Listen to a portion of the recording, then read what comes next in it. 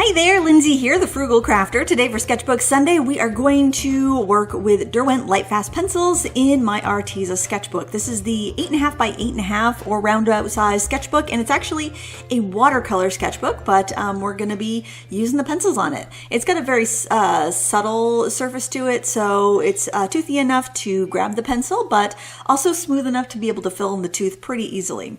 I'm starting off by sketching in this fish using a very pale, using a very light touch on an orange pencil. Now, orange pencils are a color that are usually quite prone to fading in normal ranges of pencils. So I thought this would be a wonderful use of my new Derwent Lightfast pencils to capture a really, really bright subject. Now, this isn't a sketchbook, so it's not essential that you use a Lightfast pencil for this because it's going to be closed in the sketchbook. But, I just recently purchased this set of 72 and I was excited to use it. I will have a full review on these pencils coming up in about a week or two.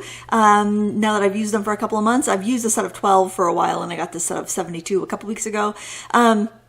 And man, I'm really, really liking them. I think they are, I think they're going to be my most used pencils next to my Prismacolor, which I use for pretty much everything else because I like their kind of more opaque leads. Now, these are an oil-based pencil, but they're actually, they behave a lot like a wax-based pencil. Like I feel like they're a little bit more opaque. They lay down quickly and thickly, and I like that. So I'm just kind of blocking in my colors here. I'm using a variety of orange, yellow, purple, and teal, actually. And I'm trying to get the different colors in the Goldfish that I see from my reference photo. Now I'll pop my reference photo in the video description so you can check that out. It was on a black background, which I don't think was a natural black background. I think it might have been like digitally enhanced. And so you're going to see later on in the picture, I end up putting in a teal background just because I thought that it would look really nice and really make the fish seem even more vibrant. So generally I will kind of put a base color on everything first, but I thought here I would kind of start in one area and start building it up and see what I thought. It's a way a lot of color pencil artists work. It's typically not the way that I work, but I thought I might lose track of my place if I colored everything in first and then started building up. Zooming in a little bit so you can see a little bit more of the detail. And you can see on this first layer, it is kind of grainy. That's due to the tooth of the paper and the light application. I didn't find I had to press hard at all as I was coloring this in, which is really nice. I did try to reserve my whites a bit because I know that generally your white color pencil is not going to be that effective on top of really bright colors. The whitest color pencils that I've found has been the Prismacolor white and the Derwent Drawing Chinese white, but I use a Prismacolor white more often than any other brand when I really want those brighter white highlights, but still, you're much better off to kind of reserve or go really light in those areas where you want to keep that that lighter look. So just a little tip there. I love how there's a lot of plums and purples in this set because, again, those are colors that tend to be more fugitive. The beautiful violet, even in like the 12 set, if you just want to get started with something small. I do have a video where I show the amethyst, drawing an amethyst chunk with just a set of 12, and there's a longer version of that in Critique Club if you're interested. But that is, it's kind of a nice little set to get started with just to see if you like these before investing a lot of money because they are a little bit on the pricey side. I know Blick ran a sale on them recently, bringing them down to $2.05 per pencil. If that's something you were interested in. I'm not sure if it's still on sale or not, but I will check and link it up in the video description if it is. Okay guys, I actually just paused the recording and went and checked on the Blick website, and they are still on sale for $2.05 per pencil, and that is on February 7th, 2021, the day I'm recording this or voicing it over, and the day this video is going to be published. So if you were curious about these pencils, actually, rather than buying the tin of 12 to get started, I would go through and I would grab the violets and the pinks and the oranges, those colors that are really tough to find, Lightfast versions and other lines, and I would start with those and see if you like the feel of them, because you could use them with your other pencils if you want to, but their purples are kind of outstanding, and I would definitely recommend those even if you don't get any other colors in the line. And for $2.05 a pencil, that's 50% off. So I haven't seen prices that low anywhere else, so I would definitely grab them if you have been interested.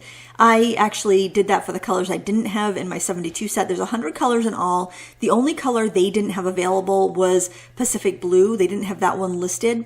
And about half the pencils I ordered were back ordered, so I'm good. You know, you will have to wait a bit, but you get to lock in that price, which is nice. So this isn't sponsored by Blick. I do have an affiliate link in the video description, so you can click on that, and I will earn a small commission on that if you want to, but obviously don't feel obligated to. I just wanted to share the news in case somebody was looking for a deal on these, because man, they are pricey otherwise. Layering up the darks here, I'm finding that I really like to use a dark, kind of almost maroony color for my darkest shadows over the orange and red, because it deepens the color without muddying it up. And I really didn't have any issues with muddy colors with all the layers I was doing here with the Derwent. Now, I can give you a little more information because I have been using these for a while, and I actually have filmed my review already. I did a little bit of a layering test, and the layering test that I did, I found that I could get between 4 and 6 layers on Stonehenge paper, just for a little bit of a reference point for you if you're thinking about how much you might be able to layer these up. That hopefully will give you a little bit of help. I'm using the white pencil here to actually blend a bit, and it's working out really well. They are also reactive with like a clear alcohol blending marker and with Gamsol, just like any other oil or wax-based pencil would. I actually found that, I don't know if I used the clear blending pencil from, I think I was using a Lyra one, but I don't know if I used it in this illustration or a different one, but it did work really well for blending those colors. So there's another option for you as well. Now, something else I wanted to mention, if you already have the Derwent drawing pencil set of 24, they are very similar. The drawing pencils have a thicker lead. They're generally a lot less expensive. Of course, right now with the sale, that's not the case, but typically they're about half the price of the Derwent Lightfast. They're also a very Lightfast pencil, and if you already have that set, I highly would recommend buying open stock, the more vibrant colors, because in behavior, they work quite similarly. Now, I know the Lightfast pencils are billed as an oil pencil, and the Derwent drawing pencils are billed as a wax pencil, but I'm telling you, just the feel of the drag of the pencil on the paper, just seeing how they layer up, looking at the color palette and color selection, there's a lot of similarities between the Derwent drawing and the muted colors in the Derwent Lightfast range. Definitely, if you're on the fence and you have the Derwent drawing pencils already, grab some of the more vibrant tones in the Lightfast range and use them with your Derwent drawing pencils and see what you think, because they work really well together. And there's no point to duplicate those 24 colors. I did in the review that I'm going to be posting in a week or two, I will show you, actually, it might even be sooner than that. I'll show you how the colors compare. There are, I think like, I'm thinking like maybe 16 of the colors are direct, like matches by color. Some of the color names are the same but don't exactly match, but when I was holding up the colors, I did find a lot of similarities there. And I just definitely, if you're on the fence about these, I would say just get the real vibrant ones and add them to your stash and see what you think before investing in the rest if you're kind of taking it easy. And you know, when it's an inexpensive product like this, in any sort of range, I wouldn't recommend going out and buying the biggest set before you're sure that you even like them. I know it's tempting because often when you buy pencils in sets, you get a much better price, but this isn't the case right now with that sale anyway, but also it's better to make a $10 mistake than to make a $300 mistake. So if you buy say if you buy 5 pencils and you spend about $10, it's better to spend that and decide you don't like them than to buy, spend a couple $100s and then realize, oh, I wish I didn't buy them. I think you'd be able to tell, especially if you're used to using colored pencils and you add those, you buy enough that you can just try out some blends and work them in with your other pencils and see, because they're not going to be everybody's favorite. Nothing is. Everybody has their own preferences. I really like Prismacolors and I really like these. So these might be too waxy feeling for you, even though they're an oil pencil. I don't know what your preferences are, so I think it's kind of smart. Oh, there we go. I am using the Lyra blender. I think it's called the Splenda blender. I think that's the name of it. It came in an art box. That's one of the fun things about art boxes, that you get little tools and things that you ordinarily might not purchase. But I decided to use this one because I think it's a little bit harder than the Prismacolor one, but it does meld those colors really well. And even with that blender, I didn't notice a lot of bloom, and that could be because I think the Lyra pencils are also oil-based, so they wouldn't have as much of a waxy buildup. That said, I did get a little bit of that waxy reflection that you sometimes can see, like where you can see the pencil strokes on a wax-based pencil, and you don't see so much of that with an oil-based pencil.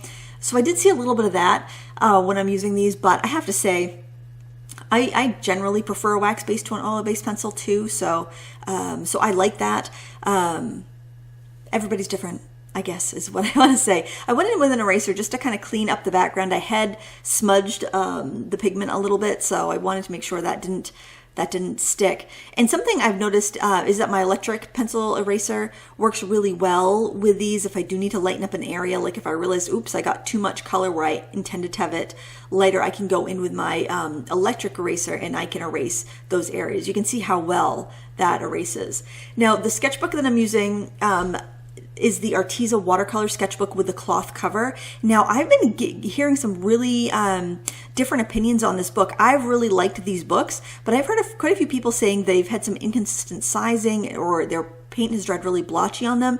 So I don't know if there's a bad batch floating around. I just wanted to make note of that because I've had good luck with these, but I've also heard of people not having good luck with these. And I've also been hearing about a lot of inconsistencies on budget art products over the last year, and I think I'm going to do a whole video on that. Let me know in the comments below if that's something you'd be interested in, because there's been a lot of chatter about certain pencil companies, pencils being completely different in quality coming up, and it's strange when you review something and then somebody else reviews it and has a completely like 180 different opinion. Where it's more so than two people having different preferences, it's two people having like different products, it seems. So let me know if you'd like a video explaining about that and what I've found out about that. I'd be happy to do that. Just let me know in the comments below. Now I'm adding some of that gorgeous teal color and some of the fins where it would be a little more translucent, because I think if I do a nice background, that would look really pretty. So I'm just using a quilting ruler here just so I could draw a nice 6-inch square, sorry for my head there, 6-inch square around my my fish. I did it with a black colored pencil because I figured out, why not? I'm playing, I'm experimenting. And then I'm figuring that I want to put a background in, but the easiest way to do a background would just be to use watercolor. And I wanted a really flat background, so I thought I would mix up a big puddle of Winsor & Newton Aqua, I think it's called Aqua Blue. Is that what it's called? Or I think it's, or Aqua Green. I thought I'll do that and do a controlled wash. It'll be nice and stable. And I mentioned the inconsistencies about the Arteza watercolor sketchbook here because I mentioned that I hadn't had any issues with inconsistencies before until I came to do the wash on this page, and you're going to see what I mean in a minute. By the way, this technique, a controlled wash, I go into it in my Essential Tools for Watercolor Painting course, but it's basically you make a bead of color and then you tip your paper, and what you want to do is keep that wet bead of color at the bottom, and you want to keep working from that bead of color, and you always have it tipped so that your paint collects in that bead. You got to make sure you mix up enough before you begin so that you don't have to stop, because you don't want that edge drying. Now here, you just look on the edge of that paper and you're going to notice that there is this really dark streak. And at first I thought I had made a mistake when I was doing my wash, but then as I'm working in the opposite direction to fill up the rest of that page, I noticed that streak is all the way down that paper. So I think that's what I'm hearing from some people, saying their washes are drying blotchy. So maybe it's been like an issue with that paper. It had gotten worse or something. So if you have an Arteza sketchbook and you've noticed some uneven drying of your washes or your paintings, let me know in the comments below too, because I want to know how widespread that is, because this is the first time I've had that happen to me, and I've worked through probably, I've definitely worked in, let's see, many, the 5x5, the 8x8, the 9x12, the 2x3, and I think there was another small rectangular one that I used, and in the 4x4, and this is the first time I've had an issue. But my sketchbooks are a bit older. I got them when they first came out, so I'm just wondering if this is like a pandemic supply chain issue where people are getting weird sketchbooks and weird pencils and stuff. I'm trying to compile a bunch of information about this before I do my video too, if I decide to do that video. Now I'm using some brush and pencils, titanium white, and touch-up texture. You can make an archival white that you can stick on top of colored pencils with this, whereas like a gel pen or paint pen might work and look good, but it could flake off. So that's the issue that you have with a gel pen. When somebody says it's not archival, it means like acrylic paint, gouache, gel pen, that could just flake off that waxy surface. If you're in a sketchbook, it's not a big deal, I don't think, but if you're making work to sell or stuff you want to be around for a long time, now sketchbook pages do flex and bend when you turn them, so you do have a chance of it being handled and flaking off. So I wanted to mention that. I also think that's a product that I would recommend for any colored pencil artist. The brush, actually all the brush and pencil products, I treated myself to those after I finished Inktober in 2019, and I have not regretted anything I've purchased from that line. I purchased the Workable Fixative, the Final Fixative, which I don't use that much because I don't tend to fix my work at the end unless I've got some stuff that's going to flake off. The Powder Blender, and the Touch-Up Texture and Titanium White. And the Touch-Up Texture and Titanium White is the product that I use the most because I love going in with white details at the end. And it's just fantastic. It really is fantastic. Can't recommend that highly enough. I'll link to that too in the video description if you want to check it out. It's not a cheap product, but I do feel like the price is justified. Just like the Derwent Lightfast, I feel like the price is justified.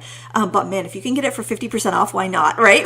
That's what I think. I'm telling you, man, I had been stalking all of the websites and waiting for a good deal on those products. I actually got the set of 72 on Amazon. The price dropped to like $157 for like an hour or something. I snagged up a set, and then like I checked like an hour later and the price was right back up. So I was very happy to have grabbed them at that price because I'd never seen them that cheap before. It was still actually would have been cheaper to buy them individually on the sale that Blick is having right now. But hey, you never know. You can't predict it. I'm happy that I got them when I got them and that I've got a nice tin to have them in and everything. But there you go. So I'm just finishing up here. I did decide to kind of go in with a pen just to see how that would stick as well, and they did stick on top just fine. But of course, the pen wouldn't be as archival as the Touch-Up Texture and Titanium White. I'm writing my name over the watercolor wash with my pen, and there you can see the finished project. I really enjoyed it. I'll have links to all the information, all the stuff I talked about in the video description, so you can check it out. Thank you so much for watching, and until next time, happy crafting.